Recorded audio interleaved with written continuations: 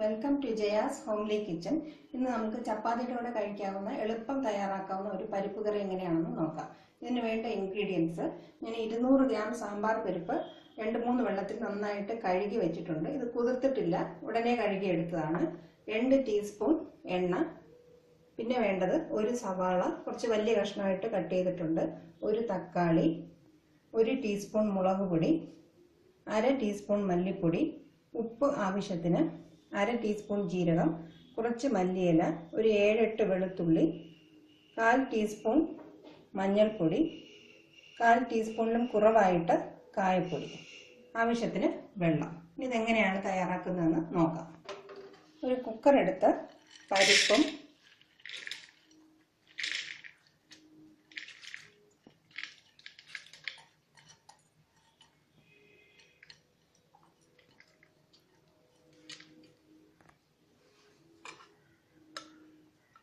വെളുത്തുള്ളിയും സവാളയും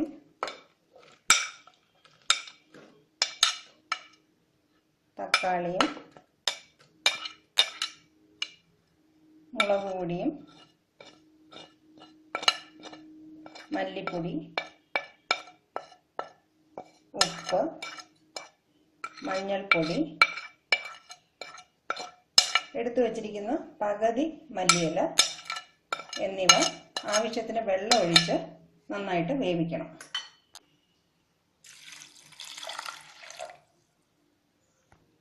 ഞാൻ ഏകദേശം ഈ കപ്പിന് 2 കപ്പ് വെള്ളം ഒഴിച്ചിട്ടുണ്ട്. പരിപ്പിനേക്കാളും കുറച്ച് പൊങ്ങി നിൽക്കണം വെള്ളം. ഇതൊരു 3 വിസിൽ വെച്ച് നന്നായിട്ട് വേവിച്ചെടുക്കണം. ഏകദേശം 3 വിസിലായി, പ്രഷറെല്ലാം പോയിട്ടുണ്ട്. പരിപ്പ് എടുത്ത് നോക്കാം. നന്നായിട്ട് വെന്തിട്ടുണ്ട്. ഇങ്ങനെ ഒരുപാട് ഉടഞ്ഞു പോകണ്ട, ഇങ്ങനെ വെന്താൽ മതി. ഈ ഒരു പാത്രം അടുപ്പിൽ വെച്ച് ചൂടാക്കുക. ചൂടാകുമ്പോൾ എണ്ണ ഒഴിച്ചു കൊടുക്കാം. അതിൽ ജീരകം ഇട്ട് പൊട്ടിക്കണം. ജീരകം നന്നായിട്ട് പൊട്ടി ഒരു മണം വന്നു കഴിയുമ്പോൾ കായപ്പൊടി ഇട്ട് കൊടുക്കുക.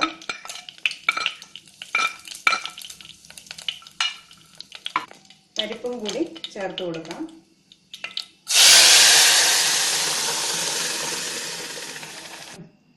കുറച്ച് ഒരു 1/2 ഗ്ലാസ് വെള്ളം കൂടി ചേർത്ത് കൊടുക്കാം.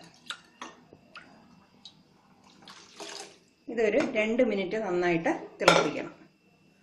2 മിനിറ്റായി. ഇനി ഗ്യാസ് ഓഫ് ചെയ്ത് വിളമ്പുന്ന പാത്രത്തിലേക്ക് മാറ്റാം. മല്ലിയില മുകളിൽ വിതറി കൊടുക്കുക. പരിപ്പ് കറി തയ്യാറായി കഴിഞ്ഞു. ഇത് ചപ്പാത്തിയുടെ കൂടെ കഴിക്കാവുന്ന നല്ലൊരു കറിയാണ്. വളരെ എളുപ്പം ഉണ്ടാക്കുകയും ചെയ്യാം. Thank you for watching my video.